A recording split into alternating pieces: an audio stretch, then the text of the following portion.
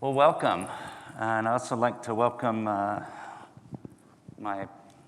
panelists who are joining us from Japan and the East Coast of the United States. So I think we got a good portion of the globe covered today, time zone-wise anyway.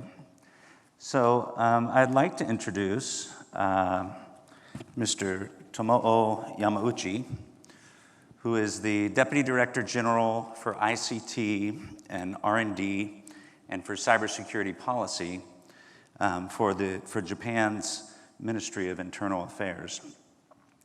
And he's going to talk to us a little bit about how Japan has approached this challenge and some of the policy efforts that they have underway to help their country defend their networks.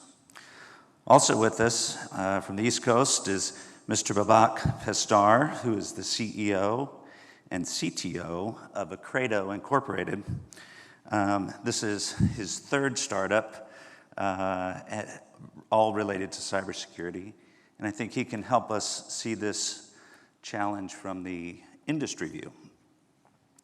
So the purpose of the panel is to really talk about how the landscape has changed in cybersecurity and what that is causing from a government perspective and a private industry perspective to defend our nations. So, you know, some of us remember when I was a young naval officer that we had borders and we defended those borders with our departments of defense. And even you could tell which countries had the best defense by looking at the amount of money they spent on that defense.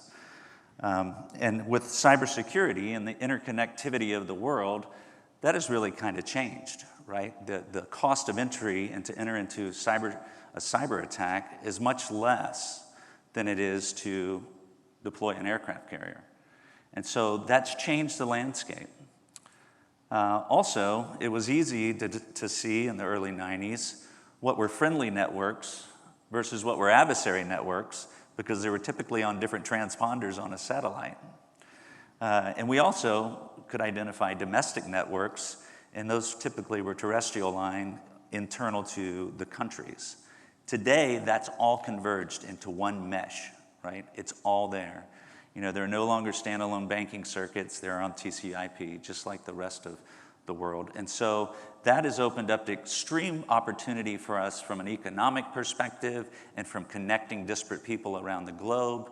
And in many ways, it's a wonderful thing. But it's also exposed us to challenges, as we witness in the press, where we are able to be attacked, even by lesser defended countries who have a cyber capability and decide they want to interrupt the power on the East Coast of the United States, for example. So with that, there's an imperative, I think, to talk about public-private cooperation for what I would term as the gray space. It's not the blue space, the friendly space. It's not the red space, the adversary space. But that gray space that our power grid, our medical system, all of that is on. And no longer do I believe that governments can defend their nations without cooperation with the private industry. And in many cases, that's multinational private industry that cross borders, right? And so it's kind of changing our paradigm about how we look at defense. And so with that, I would like to stop and turn the mic over to Babak and ask, from an industry perspective, I know you've been studying this for decades, how do you see this imperative to have public-private collaboration and partnership to help defend our networks? Over to you. Yes, thank you, Cliff, and thank you very much for having me.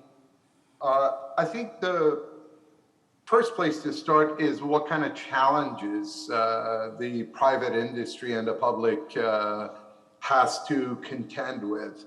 One of the biggest challenges today is that we have way too many products from way too many vendors that need significant expertise to implement and operate.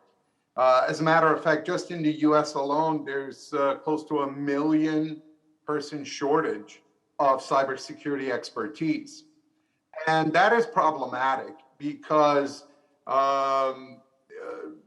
government does a very, very good job of defining outcomes, very thorough, very detailed job of defining the outcomes. The challenge is that the private sector is not always very well suited to address those outcomes because of the difference between the business of cybersecurity versus the cybersecurity of business. So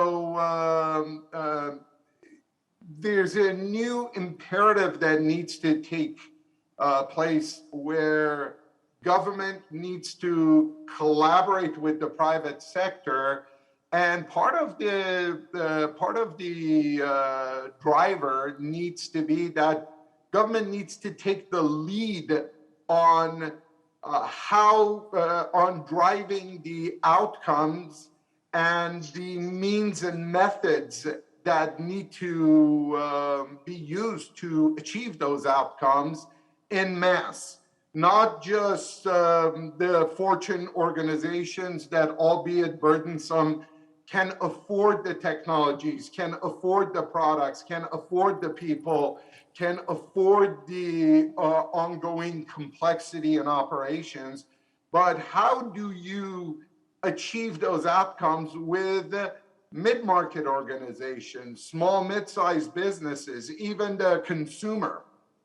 So that is the challenge, because mid-market companies, SMBs, and especially consumers don't have the resources, the expertise, the wherewithal, the budget to be able to implement complex, one-off granular tools that are right now required in order to achieve cybersecurity for each cloud, for each office, for each data center, for the SaaS application, for their remote users, for their IoTs and IOMDs, which really doesn't have a viable solution today.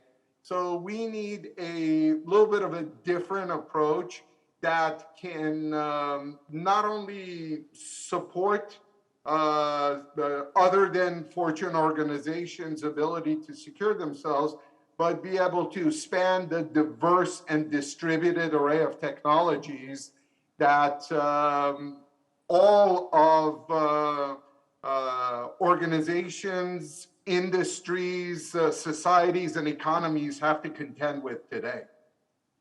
Yeah, that's good. We also talked about the challenge with some of the sectors in America, at least, have the money, like the financial sector, to throw at cybersecurity, versus like the medical sector doesn't really have the resources. And if they invested the resources, it would just raise the cost of medical care even further, right? So it really is a challenge across even just the industry sectors that we have in the United States.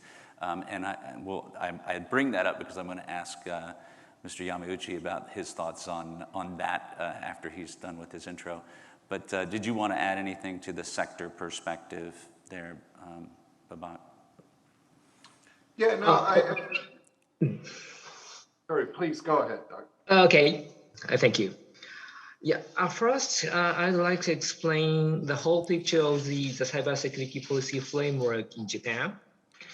And we have the cybersecurity strategic headquarters under the cabinet, and it's belong to the prime ministers. And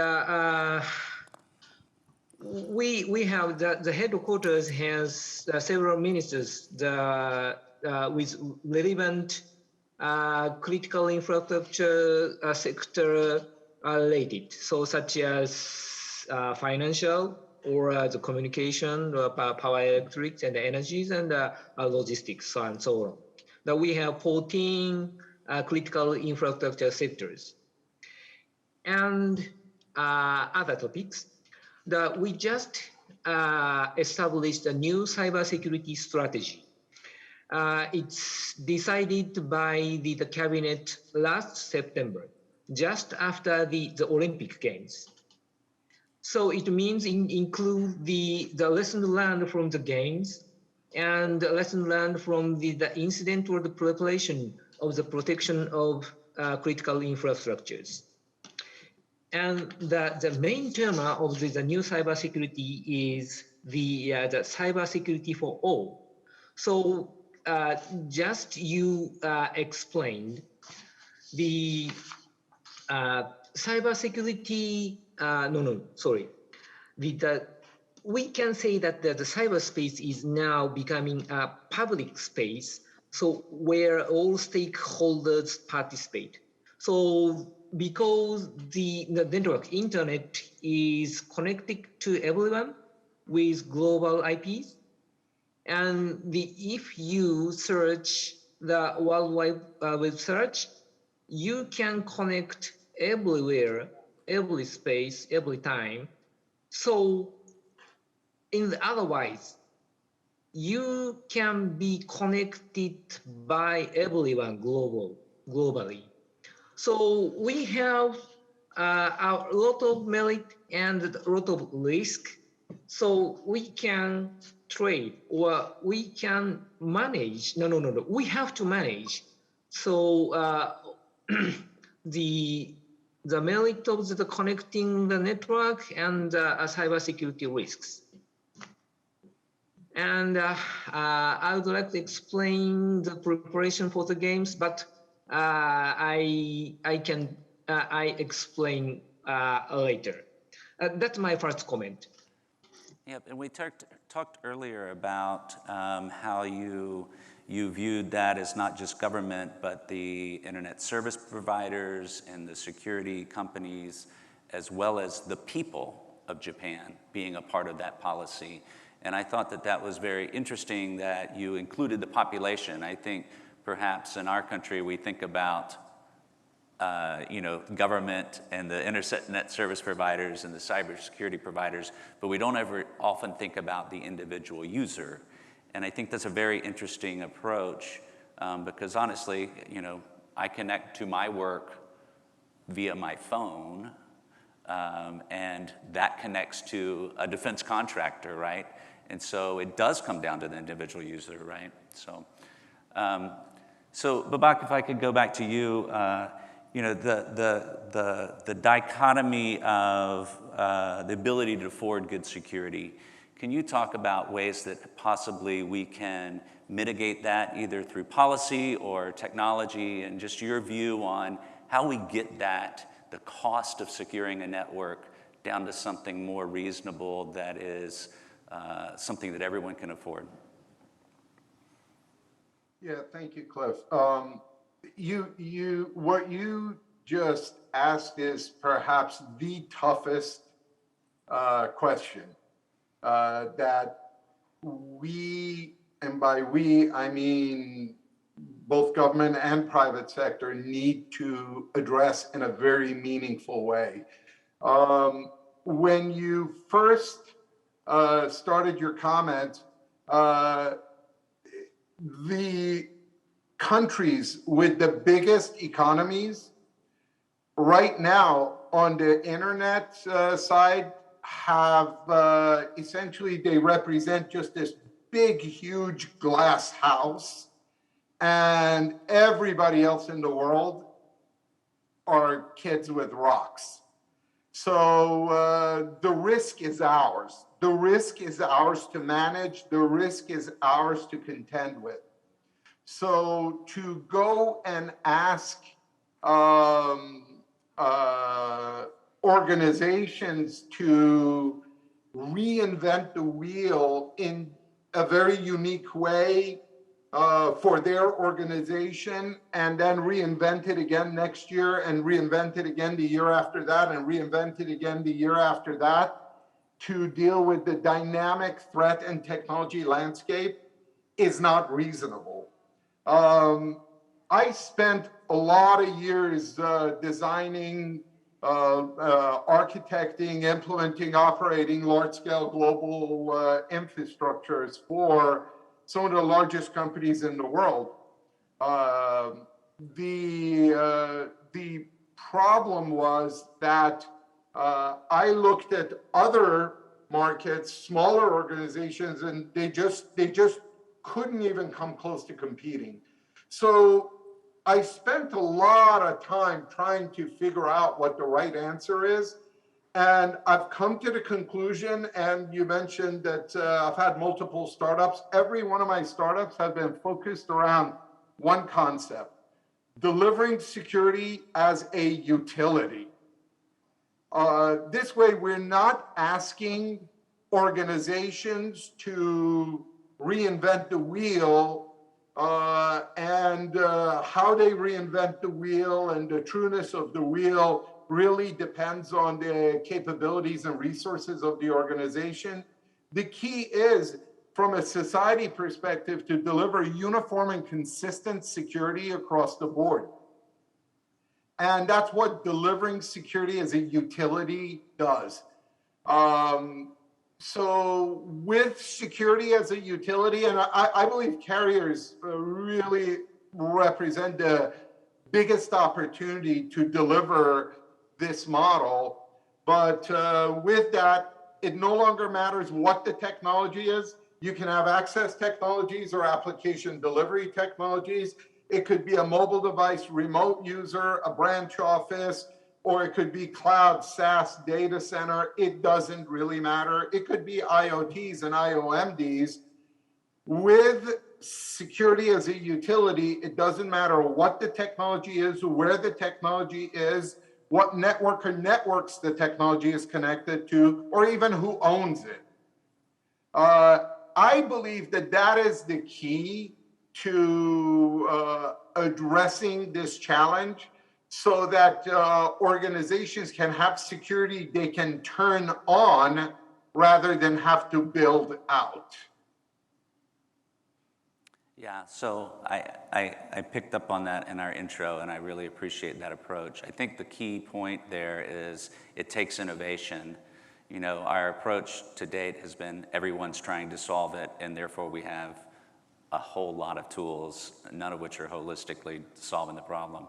The other piece I would like to ask Mr. Yamauchi about is, you know, for us, you know, having say the financial sector and our internet service providers having really good internet security doesn't solve the problem, because we rely on the second and third tier subcontractors who may not be able to afford that security. So how do you view that from Japan, and what are the things that you're looking to do from a policy perspective and your new policy coming out that might help address that? Okay, thank you. Yeah, among the critical infrastructure operators, we have several gaps among them. So one needs the size or scalability of the operators. So some are the huge and big, so it's they have enough staffs of ITs and security, cyber securities. But some others have very limited people related to the ITs and securities. So they have very limited resources. So, and so we are thinking some kind of a so-called flight formation of this. So it means the top runners, the top guns, the very big organization or government organizations, they had many staffs and skilled people. So we can let them do freely with some advices. But for them that have very limited people, the staffs, and for them, we advise them to consult to whom they consult, or with whom they share information. Including the local IT service providers, or maybe the police, the local police, because they have very limited knowledge and staff. So we don't hope the how to we don't hope them to think or manage the IT services and equipment correctly. So we have to, or we should advise them to do at first with regard to the cybersecurity manage.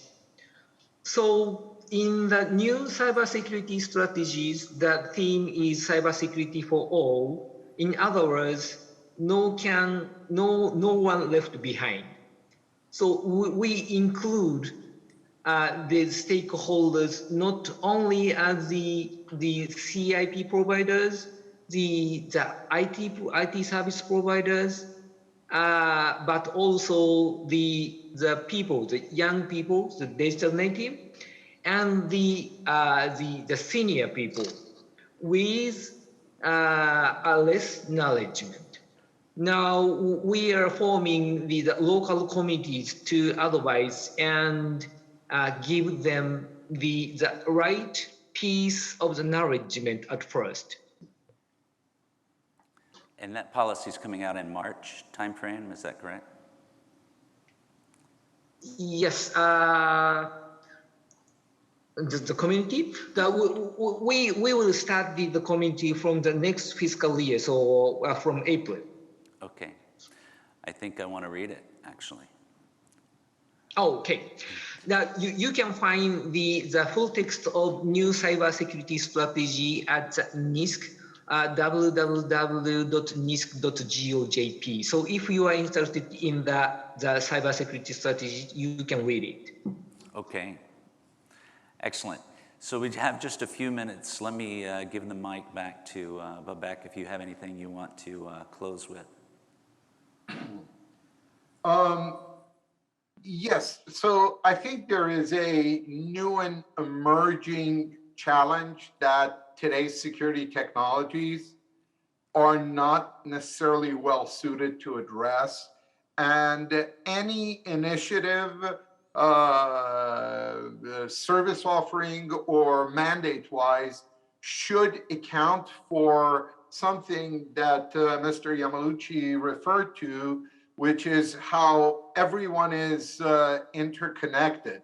Well, the challenge is today, everyone is interconnected with lots of third parties that they rely on to interoperate. Third parties that connect to them and third parties whom they connect into. The challenge is that traditional security models are really designed to control what they secure. However, with third parties, you can't control the third parties, you can't control their security. And that poses a new and emerging challenge that has to be addressed, which really requires a whole other mindset and thinking around security. So in my opinion, the time where we build this barrier around the organization and then poke some holes in it so different resources can get in and out, that model is no longer sustainable. What needs to happen is a much more granular level of security, perhaps per application, per use case, per third party, depending on what the scenario is, where security is applied for that purpose rather than applied for the organization, because you have so many third parties, vendors, customers, support organizations and such, all tapped in to deliver a set of capabilities. So that is a new dynamic that has to be accounted for with regard to security. And that's actually one of the capabilities security as a utility does address. So it's something that I believe people that are here should be mindful of. that when everyone is third-party connected, the traditional models just don't apply. Thank you. I think that's why we need innovative companies to help look at it through a different lens. So thank you for what you're doing. Mr. Yamauchi, any closing remarks from you? Yes.